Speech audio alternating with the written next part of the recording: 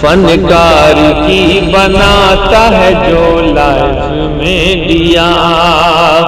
فنکار کی بناتا ہے جو لائف میں دیا،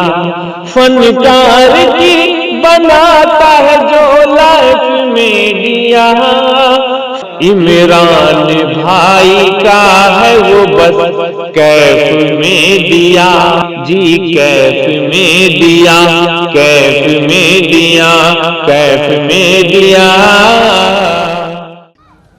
چلا ہوں نام لے کر تیرا اے دو جہاں والے، چلا ہوں نام لے کر تیرا اے دو جہاں والے، بچا کے ہر مصیبت سے مجھے منزل تک پہنچا دے۔ نحمده ونصلي على رسوله الكريم، اما بعد فاعوذ بالله من الشيطان الرجيم، بسم الله الرحمن الرحيم، وذكر فإن الذكرى تنفع المؤمنين، صدق اللہ العظیم۔ میرے محترم بزرگوں، دوستوں، حاضرین جلسہ، آج کا ہمارا یہ پروگرام، آج کا ہمارا یہ جلسہ، یک روزہ عظیم الشان اجلاس عام و اصلاح معاشرہ کانفرنس جو سج دھج کے آپ کے سامنے تیار ہے، حقیقت میں جلسے جلوس جتنے بھی ہوا کرتے ہیں، ان تمام کے پیچھے کوئی نہ کوئی مقاصد ہوا کرتا ہے، اور عام طور پر جلسے جلوس کی جو مقصد ہے وہ یہ ہے کہ لوگ جمع ہو جائیں، اللہ اور اس کے رسول کی باتیں ہو جائیں، دین کی قیمتی باتیں ہو جائیں، جید عالم دین تشریف فرما ہوتے ہیں، اور دین اور دنیا کی بھلائی کی باتیں ہوتی ہیں۔ ہمارا آج کا یہ پروگرام جو امانہ یووا کمیٹی کے جانب سے پیش کیا جا رہا ہے، حقیقت میں نوجوانوں نے ٹھانا ہے، کیونکہ عقاب روح جب بیدار ہوتی ہے جوانوں میں، عقاب روح جب بیدار ہوتی ہے جوانوں میں، نظر آتی ہے ان کو اپنی منزل آسمانوں میں۔ محترم حضرات، تو ہمارا آج کے اس پروگرام کا مقصد یہ ہے کہ ہمارے معاشرے میں کس طرح سے اسلامی رسوخ پیدا ہو جائے، ہمارے معاشرے میں کس طرح سے آپس میں اتحادی اتفاق پیدا ہو جائے، ہمارے معاشرے میں کس طرح سے آپس میں میل ملاپ پیدا ہو جائے، ہمارے معاشرے میں کس طرح سے ہر ایک شخص راستے پر چلنے والا بن جائے، ہمارے معاشرے میں کس طرح سے اسلام کی صحیح رخ کو سنوارا جائے، اسلام کے صحیح رخ کو پیش کیا جائے۔ ہمارے اس پروگرام کا مقصد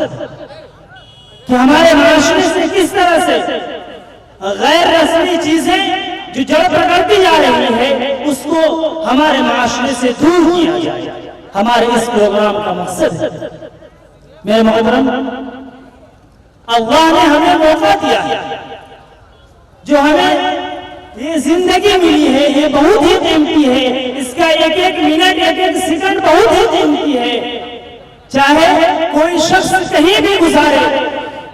وقت گزر جائے، کوئی محل میں گزارے، کوئی جھوپڑی میں گزارے، کوئی چوپال میں گزارے، یا کوئی بازار میں گزارے، وقت گزر ہی جائے گا۔ لیکن یاد رکھیے، کامیاب انسان وہ ہے، کامیاب وقت گزارنے والا وہ ہے جو وقت کو صحیح طور پر گزارے۔ میرے محترم، اللہ نے جو ہمیں موقع دیا اس کو غنیمت جانے، جب تک سانس باقی ہے یہ اللہ کی طرف سے موقع ہے اور اسے غنیمت جانتے۔ تو میں یہ عرض کر رہا تھا کہ مجالس اور محافل جتنے بھی ہوا کرتے ہیں اس کے مقصد یہ ہے کہ کس طرح سے ہمارے معاشرے میں سدھار پیدا ہو جائے۔ میرے محترم، اسی سلسلے سے ہمارے آج کا ایک پروگرام بھی ہے جس میں بڑے بڑے علماء کرام تشریف لائے ہیں، جن کی قیمتی تقریر سے، قیمتی باتیں سے آپ انشاءاللہ مستفید ہوں گے۔ اس لیے ہمارے لیے ضروری ہے کہ ہم دل جوئی کے ساتھ جب تک جتنے علماء کرام بیان کریں گے سب کو ہم بیک وقت سنیں گے اور دل جمعی کے ساتھ بیٹھیں گے انشاءاللہ۔ تو اب آئیے انہی چند تمہیدی کلمات کے بعد میں پروگرام کو باضابطہ شروع کرتا ہوں۔ آپ جانتے ہیں دنیا میں مختلف مذاہب کے لوگ رہتے ہیں۔ جب وہ اپنے کسی مجلس و محفل کا آغاز کرتے ہیں،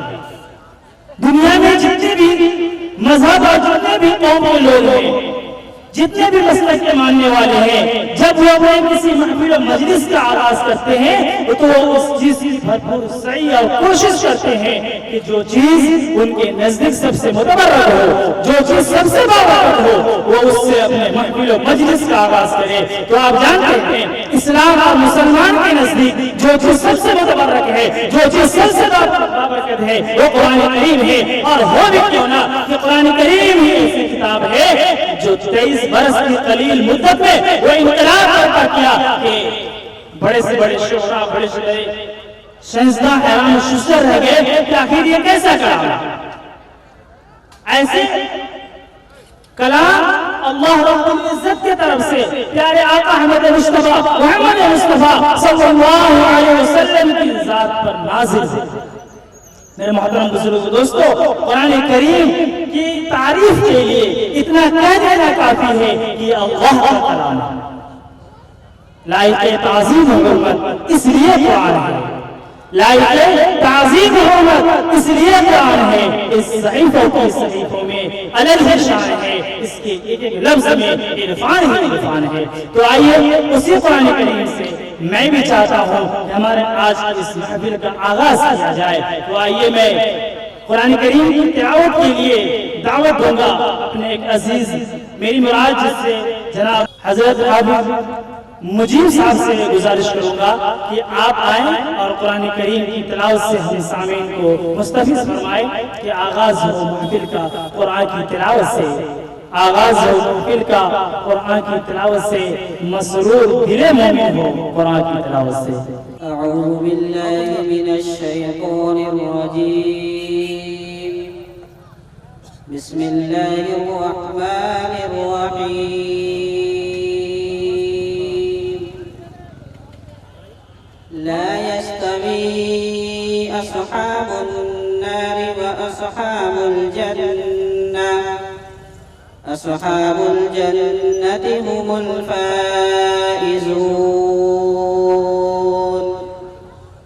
لو أنزلنا هذا القرآن على جبل لرأيته خاشعا متصدعا من خشية الله،